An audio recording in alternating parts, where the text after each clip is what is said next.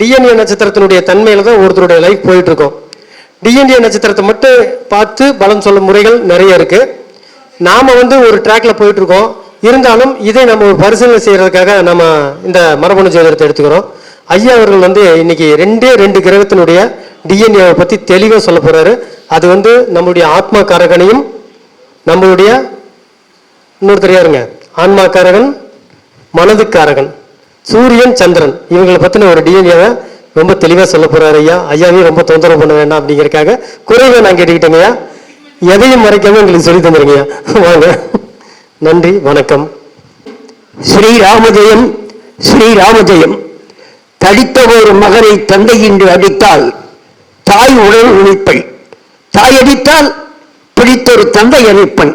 இங்கு எனக்கு பேசிய தந்தையும் தாயும் பொடித்திருமே நீ அம்பலத்தை ஆடும் புனித நீ ஆதலால் என்னை அடித்தது போதும் அணைத்தல் வேண்டும் அம்மையப்பா இனி ஆற்றேன்.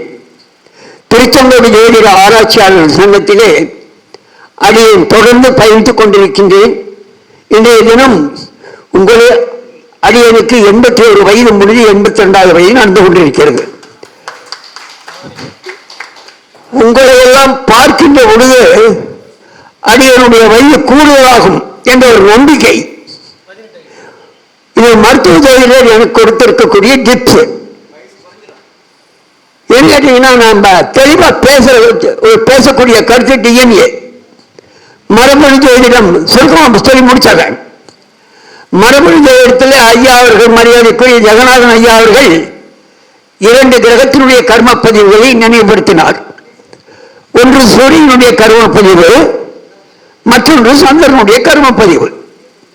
இந்த சூரியனுடைய கர்ம பதிவை கொண்ட நட்சத்திரங்கள் 4: அஸ்வினி, ஆயில்யம், அனுஷம், பூரட்டாதி.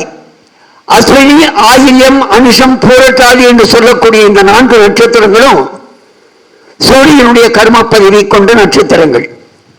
அடுத்து சந்திரனுடைய கர்ம பதிவை கொண்ட நட்சத்திரங்கள் ஒரு 4: பரணி, மகம், கேட்டை, உத்திரட்டாதி. இந்த பரணி, மகம், கேட்டை, உத்திரட்டாதி என்று சொல்லக்கூடிய இந்த 4 நட்சத்திரங்களும் சந்திரனுடைய கர்ம பதிவை கொண்ட நட்சத்திரங்கள். இடைப்பட்ட இந்த நேரத்திலே சென்னையைச் சேர்ந்த மரியாதைக்குரிய மரபணு ஜோதிட ஆய்வாளர் மரியாதைக்குரிய விஷால் லோகேஸ்வரன் என்று சொல்லக்கூடிய அன்பரை இந்த நேரத்தில் நினைவு கூற கடமைப்பட்டிருக்கின்றேன்.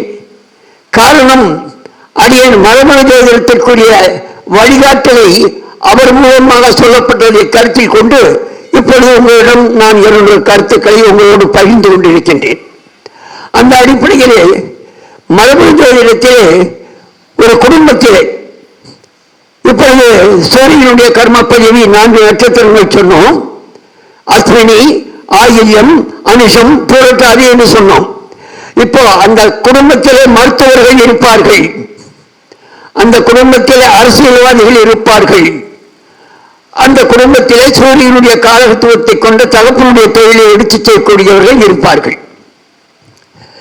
இந்த சொல்லப்பட்ட இந்த 4 நட்சத்திரங்களும் ஜென்ம நட்சத்திரமாக இருக்க வேண்டும் என்ற அவசியம் இல்லை. மரியாதைக்குரிய நம்முடைய கோமதி அம்மா அவர்கள் லக்ன புள்ளி என்று சொல்லி நேற்றைக்கு மிக சிறப்பாக ஒரு ஜூம் மீட்டிங்கிலே பேசினார்கள். அந்த லக்ன புள்ளியினுடைய அவசியம் இப்பொழுது தேவை. என்று சொன்னால் ஜென்ம நட்சத்திரம் மட்டுமல்ல, லக்ன புள்ளி அஸ்வினி நட்சத்திரமாகவோ, லக்ன புள்ளி ஆயில்ய நட்சத்திரமாகவோ, லக்ன புள்ளி அனுஷ நட்சத்திரமாகவோ, லக்ன புள்ளி பூரட்டாதி நட்சத்திரமாகவோ இருந்தால் அங்கேயும் சூரியனுடைய கர்மப்பதிவு வேலை செய்யும். ஜென்ம நட்சத்திரம் லக்ன அதிபதி எந்த லக்னமாக இருக்க வேண்டாம், இருக்கலாம். வேறு லக்னமாக இருந்தால் இந்த லக்னத்தினுடைய லக்ன அதிபதி இருப்பார்களா, அந்த லக்ன அதிபதி அஸ்வினி நட்சத்திரத்திலேயோ, ஆயில்ய நட்சத்திரத்திலேயோ, அனுஷ நட்சத்திரத்திலேயோ, பூரட்டாதி நட்சத்திரத்திலேயோ இருக்க வேண்டும். இருந்தால் அவர்களுடைய குடும்பத்திலே இந்த சூரியனுடைய கர்ம பதிவானது தொடர்பு கொண்டிருக்கிறது என்று பொருள். நிச்சயம் இதை நம்ம பார்க்கணும். ஒவ்வொரு குடும்பத்தில் இருக்கக்கூடியவங்களும் பரிசீலனை பண்ணி பார்த்தா தானே தெரியும். இப்ப நான் என்ன பண்ண போறேன்னு கேட்டீங்கன்னா, கர்மப்பதிவை எப்படி ஆய்வு செய்வது? ஒரு குழந்தையுடைய ஜாதகத்தை எடுத்துக்கிறோம். இந்த குழந்தையுடைய ஜாதகத்தை எடுத்துக்கொண்டு இந்த கர்மப்பதிவுடைய குழந்தைக்கு சரியாக இருக்கிறதா என்பதை நாம் தெரிந்து கொள்ள வேண்டும். இப்போது சொல்லப்பட்ட சந்திரனுடைய கர்மப்பதிவை நாம் எடுத்துக்கொள்வோம். பரணி, மகம், கேட்டை, உத்திரட்டாதி. ஒரு குழந்தை பரணி நட்சத்திரத்திலே பிறந்து மேஷராசியிலே பிறந்திருக்கலாம். ஒரு குழந்தை மகம் நட்சத்திரத்திலே பிறந்து சிம்ம ராசியிலே பிறந்திருக்கலாம். ஒரு குழந்தை கேட்டை நட்சத்திரத்திலே பிறந்து விருச்சிக ராசியிலே பிறந்திருக்கலாம். ஒரு குழந்தை மீன ராசியிலே பிறந்து உத்திரட்டாதி நட்சத்திரத்திலே பிறந்திருக்கலாம். இது சந்திரனுடைய கர்ம பதிவை கொண்ட குழந்தை. இப்பொழுது ஒரு குழந்தையினுடைய யாராவது இந்த உங்களுடைய குழந்தையை உத்திரட்டாதி நட்சத்திரத்திலே பிறந்திருக்கலாம். உங்களுடைய குழந்தையை மூலம், அதாவது உங்களுடைய குழந்தை உத்திரட்டாதி நட்சத்திர மூலம் ரேவதி நட்சத்திரத்திலே குழந்தையினுடைய நட்சத்திரம் இப்ப சொல்றோம் பாருங்க. குழந்தையினுடைய கர்மப்பதிவை கொண்டு தகப்பனுடைய ஜாதக அமைப்பு எப்படி இருக்கும் என்பதை கர்மப்பதிவு ரீதியாக சரிபார்க்கலாம் என்பதற்காக ஒரு சின்ன உதாரணம் சொல்ல போறேன். ஒரு குழந்தை ரேவதி நட்சத்திரத்தை பிறந்திருக்கு. இன்னொரு குழந்தை மூல நட்சத்திரத்தை பிறந்திருக்கு. இன்னொரு குழந்தை பூச நட்சத்திரத்தை பிறந்திருக்குன்னு வச்சுக்கலாம். இப்போ அந்த ரேவதி நட்சத்திரத்தில் 9ஆம் பாவம் என்று சொன்னால் உங்களுக்கு கேட்டை நட்சத்திரம் வரும் விருச்சிக ராசியில. Suresh, noted the point. பார்த்துக்க, நல்லா கவனிச்சிட்டு இருக்க, அதனாலதான் ஒண்ணு பேர் சொல்றேன். ரேவதி நட்சத்திரம் என்று சொன்னால் 9ஆம் பாவம் விருச்சிகம். அந்த ரேவதி நட்சத்திரத்துக்கு இணையான நட்சத்திரம் வந்து கேட்டை. அந்த கேட்டை சந்திரனுடைய கர்மப்பதிவை கொண்டது. அதே நேரத்தில் இந்த மூல நட்சத்திரத்தை சொன்ன இன்னொரு குழந்தையினுடைய ஒரே குழந்தை, ஒரே தந்தைக்கு இந்த 3 நட்சத்திரத்துடைய குழந்தை பிறந்திருக்காங்கன்னு வச்சுக்கோங்களேன். மூல நட்சத்திரத்தில் ஒரு குழந்தை பிறந்திருந்தாங்கன்னா தனுசு ராசி. அந்த மூல நட்சத்திரத்துடைய 9ஆம் பாவம் என்று சொன்னால் தனுசு ராசிக்கு 9ஆம் பாவம் சிம்மம். மகம் வரும். அங்க மூலத்துக்கு மகம் வரும். அப்ப மகமும் வந்து உங்களுக்கு சந்திரனுடைய கர்மப்பதிவை கொண்டது. இன்னொரு நட்சத்திரம் சொன்னேன், பூர நட்சத்திரம் சொன்னேன். அந்த பூரம் சிம்ம ராசியிலே இருக்கக்கூடியது. சாரி, பூசம், மன்னிக்கணும், பூசம் சொன்னேன். அந்த பூசம் கடகராசியிலே இருக்கக்கூடிய நட்சத்திரம். அந்த கடகராசியிலே இருக்கக்கூடிய பூசத்திற்கு 9ஆம் பாவம் என்று சொன்னால் அங்கே வரக்கூடிய நட்சத்திரம் உத்திரட்டாதி நட்சத்திரம். இப்படி அந்த உத்திரட்டாதி நட்சத்திரம் சந்திரனுடைய கர்மப்பதிவை கொண்டது. ஒரே தகப்பனுக்கு இந்த 3 பிள்ளைகளும் 3 நட்சத்திர பிள்ளைகளும் பிறந்தால் சந்திரனுடைய கர்மப்பதிவை கொண்டவராக தந்தை விளங்குவார் என்ற ஒரு நிலைக்கு நாம் வர வேண்டும். அப்படி வந்ததற்கு பிறகு அவருடைய லக்னம் எதுவாக இருக்கும் என்று சற்று ஆய்வு செய்ய வேண்டும். அவருடைய லக்னம் எதுவாக இருக்கும் என்று சொன்னால் கன்னி லக்னமாக இருக்க வேண்டும். இல்லை என்று சொன்னால் துலா லக்னமாக இருக்க வேண்டும். இங்கே நான் சொன்ன இந்த 3 நட்சத்திரத்திலும் பிறந்த குழந்தைகள் கண்டிப்பாக இந்த கூட்டத்தில் இருப்பார்கள். என்ன 3 நட்சத்திரம் சொன்னேன்னு கேட்டீங்கன்னா, ரேவதி சொன்னேன், பூசம் சொன்னேன், மூலம் சொன்னேன். இந்த 3 நட்சத்திரத்தினுடைய குழந்தைகளினுடைய தந்தையினுடைய ஜாதக அமைப்பைத்தான் இப்ப சொல்லிட்டு இருக்கிறேன். அவர் சந்திரனுடைய கர்மப்பதியை கொண்டவராக விளங்குவார். அப்ப அவருடைய லக்னம் தந்தைக்கு எதுவாக இருக்கும் என்று சொன்னால் கன்னி லக்னமாக இருக்கும், இல்லை என்றால் துலா லக்னமாக இருக்கும். இதற்கு கன்னிய லக்னத்தையும் துலா லக்னத்தையும் சொல்லப்பட்டதற்கான காரணத்தை எல்லாம் சொல்லணும்னா விரிவா போயிட்டே இருக்கும். அது இருக்கும், அப்படித்தான் இருக்கும்.